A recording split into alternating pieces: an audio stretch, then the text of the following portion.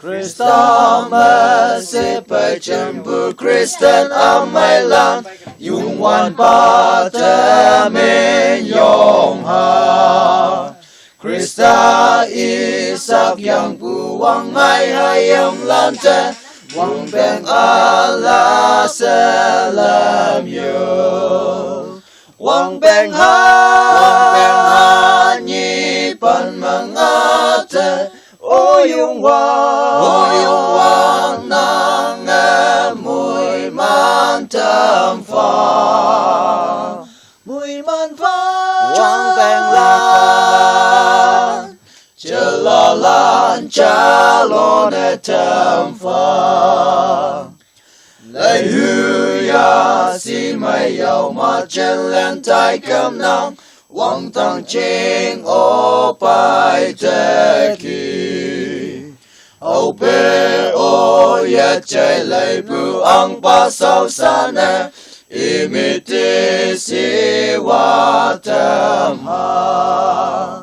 wang beng ha nhi pan mangate o yung wa nang mùi man tâm pha mùi man pha wang beng la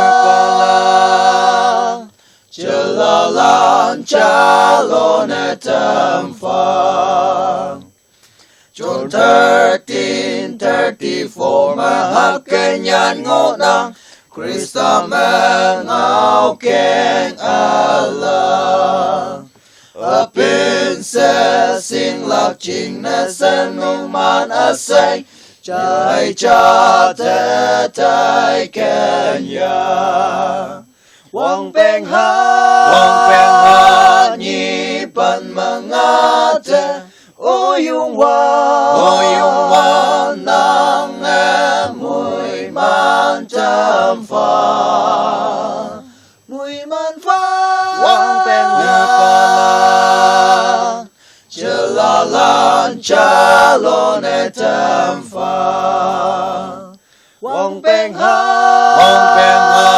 nhi pan mangate o yung wa nang mùi man tâm pha mùi man pha chẳng beng la